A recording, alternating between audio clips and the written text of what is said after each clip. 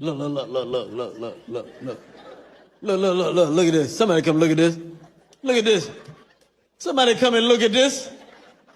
Look at this. Recently, I've had quite a few comments asking where the sleeves are for this sweater that I've been working on. Understandably so. Because if you see the video that this comment is from, there are no holes right here. So what I have to do is called steeking. So because the pattern requires two colors, it's easier to do it in just one continuous circle like I have here. It goes all the way around. If I was to create it with having holes right here, I would have to go back and forth and back and forth and then do the same for the other side. But the way that I'm able to do it right now is a little bit simpler because I only have to cross over on one side, and it's easier for me to do the pattern knitting this way.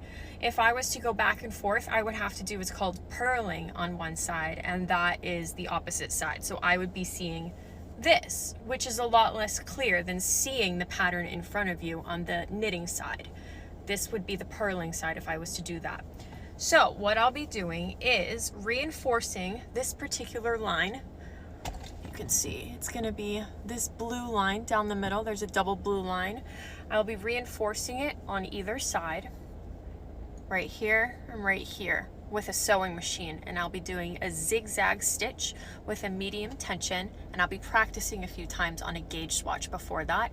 And then after I do the knitting, the sewing, the zigzag sewing stitch on this each side, I'm going to cut down the middle right here, and that is called steeking. This is a pretty common practice for different types of knitting sweaters, especially for ones that are knit in color or colored patterns, which is called color work. So I will be doing a video about how that goes, probably also for my practice rounds, but that is why there are no arm sleeves quite yet. I'm finishing up on the collar. I did this in the past day. I have a little bit more of the blue on the top, and then I will be doing that steeking on the sleeves. So I'm very excited about that. I promise there will be sleeves. I'm not just gonna wear a box, but yeah.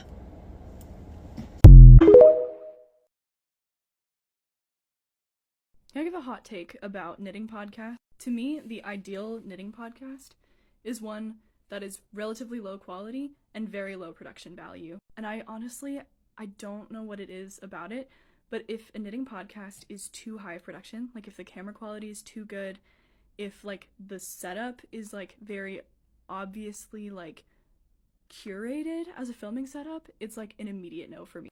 And it's genuinely, I'm not trying to throw shade at anyone who has a really beautifully produced knitting podcast. That's like not what this is at all. It's just a personal pet peeve that I love it to see a knitting podcast where someone clearly just has their iPhone set up on their desk or something. I just feel like we're having a little chat versus if I feel like you're in a photo studio. I don't know. That's just my own personal opinion. You can call me out or say that I'm crazy, and you can probably be right, but I can't watch a podcast if it's too well produced. When people told me that the porcelain sweater was hard and I didn't believe them, I really should have done, because I'm on day 3, and do you know how much I've knit? This much. That's like that's not a lot for 3 days. I had done more, in my defense. I had done the whole colourwork chart, and then yesterday I looked at it and I was like, something isn't adding up. This doesn't look right. It looks kind of messy and it just doesn't look anything like the picture. And I had done the whole like bottom half wrong and then missed like 2 rows on the top. And I was like, do you know what? I was just going to leave it. And then I was like, do you know what? It's going to annoy me, the fact that it's not perfect. So I undid it. It is really difficult. It's hard, but I'm enjoying it, and that's the main thing. I didn't enjoy it when I had to do all my work yesterday, but I am, generally speaking, enjoying it. It's definitely teaching me new skills. Like, I'm learning the, like, English and continental style colourwork knitting, which is what's keeping me slow, I think, because I'm not used to it. So, like, trying to get my tension right and everything. But, yeah, I think the colours are really cute. The light blue, I think, looks really nice. And, yeah, I'm kind of gassed to see how this turns out. My goal for today is to finish the colourwork again. Come knit my spring wardrobe with me. This weekend, I wanted to knit a little 2-piece set for the springtime. I just got this knitting machine last month, and this is the first project I'm using it for. I also got this yarn for free, so this is basically like a free outfit if you think about it.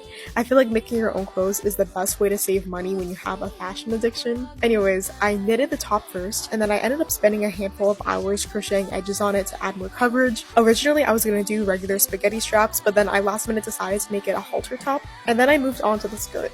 I tried out this new technique to create ruffles for the skirt. Originally, I was going to do one skirt layer, but it came out a bit too short, so I decided to add an extra layer and make a double ruffled skirt. I spent 3 full days on this project, and it took me about 14 hours in total. I was loving each second of it. I added on an elastic waistband and seamed everything together, and here is the reveal. Someone invited me to a picnic so I can wear this. I'll probably wear the top a lot more than the skirt, but overall I'm pretty happy with how they turned out.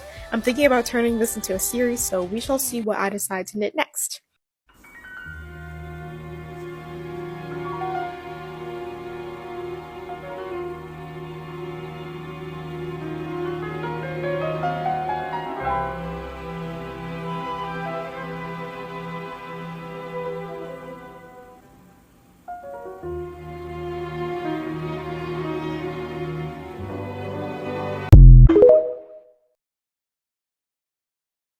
Hey y'all, I went on a thrifting adventure today for all things knit, so I just want to share what I was able to find today. First up, I got a bunch of yarns. I got, these are all $1 except the fancier one, but I just got a plain white and black in a worsted weight. I think they're both acrylic. This one didn't have a label, but this one does, and it's acrylic. And this is mainly for like drafting a sweater. I am trying to come up with the color work, and I think I have it down on paper, but I want to actually try it out, so I just needed some cheap yarn, and this is perfect. The next ones, I want to make a scrap sweater, and eventually I'll be able to once I make enough sweaters and leftovers and whatnot, but I kind of want to plan for a scrap sweater, so I'm going to start, and theoretically, I want to thrift all of my yarn for these sweaters, so thinking of like a neutral one. There's this like brown with tweety bits, and then this like mauve color with a little bit of variation. So that would be like my natural colored sweater. And then the other one I was thinking about would be a green one, so this is just acrylic. These have all been acrylic yarn so far, I think. It's just like a sage green, and then this is the only fancy yarn I got. It's Rowan tweed, and look how beautiful this is. I bought the total amount they had, which isn't that much. I'm thinking either making a like greenish scrap sweater, or I might use this for a small project, but I still have to decide. But look how beautiful. Yeah, and the thrift store I went to, they like had all of their thrift stores send their yarn and like crafting supplies, so they actually had a lot. They had some mohair even and some fancier stuff. But I only picked colors that I know I'll actually use, and I'm not just buying for the sake of buying. I opened this one, but it's like this kit for someone who's just learning to knit. It's merino wool, so this one's in like a cream color. It's a little tangly, but it's this fun merino wool, and it's a kit, and you eventually make this sweater, which is really cute, and it comes with needles and whatnot. And I bought there's 2 of them. I mainly bought one because my friend wanted to learn how to knit, and I'm like, oh, this is really like a good way to teach her, because bigger yarn, like cheap relatively, and also merino wool, so I just thought it was a win. So there's a cream one, and then I also got a gray one. They had 2, so I just bought both because I'm like, they're pretty cheap and they're merino wool. So definitely one is going to my friend. The other one, I'm trying to see, maybe I have another friend that would want to learn potentially. If not, either I'll do it or I'll just keep it for future. So the rest is all like knitting books and magazines. So from that same knitting store or thrift store, I got 2 magazines. This one and this one. They were $1, so I just picked any that had at least one pattern I liked. Yeah, I think it has some cute designs in it. That's one page. It's another cute like striped piece. I'm in a phase where I'm like learning to, well, I want to learn to design knitwear, so I just figure if I can pick up these different magazines and whatnot and look at how they're constructing different pieces that have different design, I figure that's one good way to learn. Yeah, this one is more modern designs, I'd say, which is cute, and I'll definitely make something out of this. And then the other one, also some cute designs.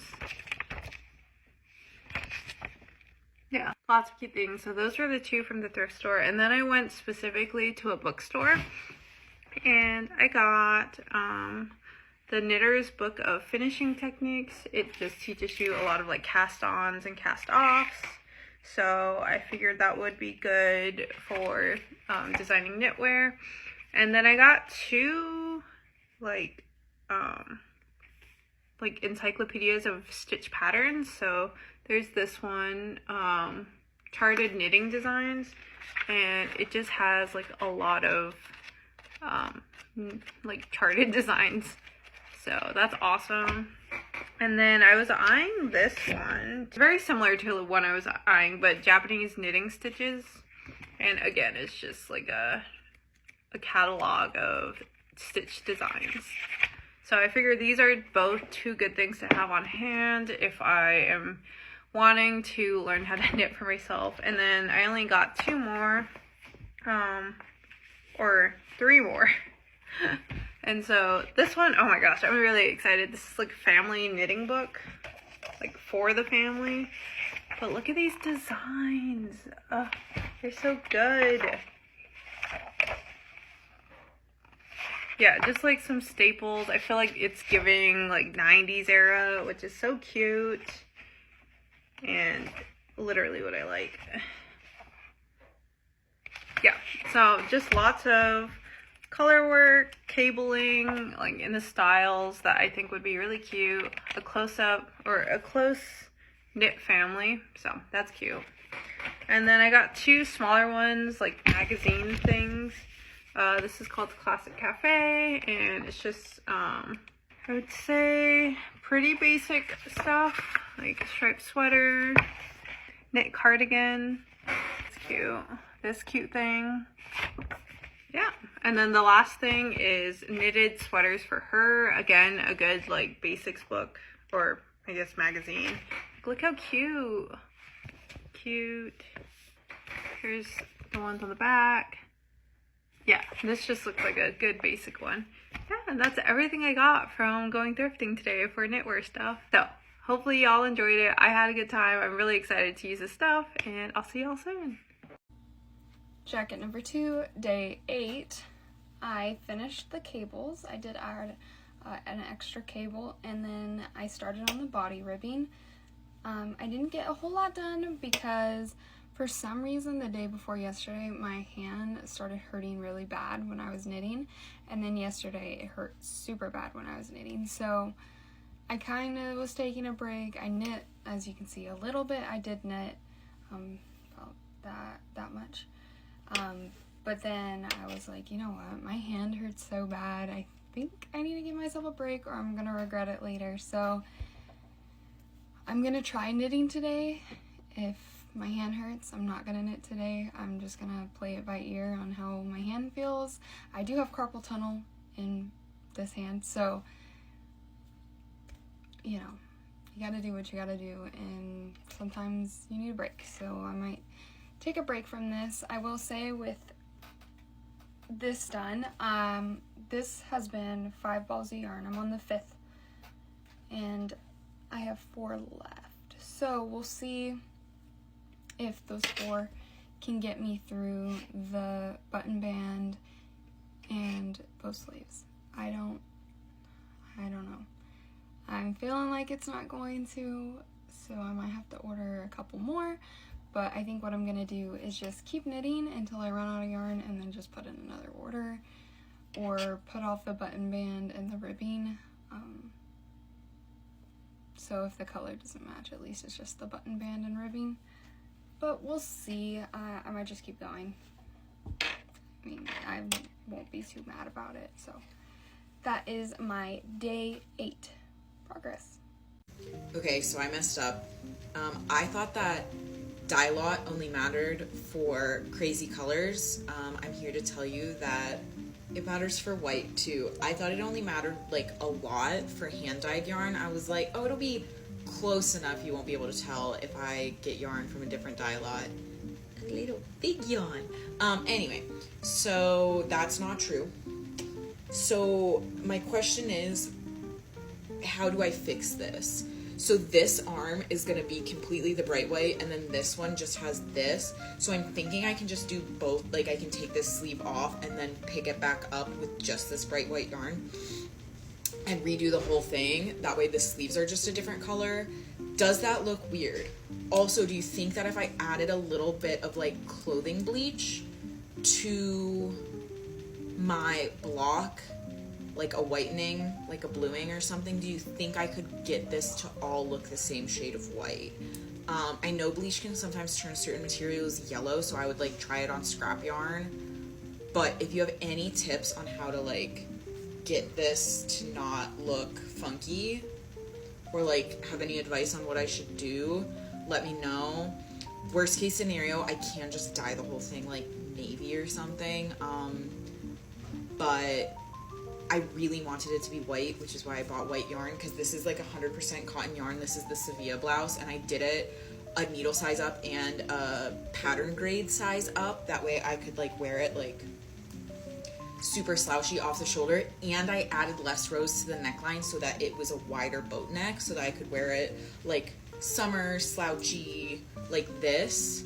So I wanted it to have that like white, light summer feel. I didn't want it to be like a dark color, because this is very much like a light 100% cotton bamboo, like soft summer knit. So if you have any advice on what to do here, please let me know.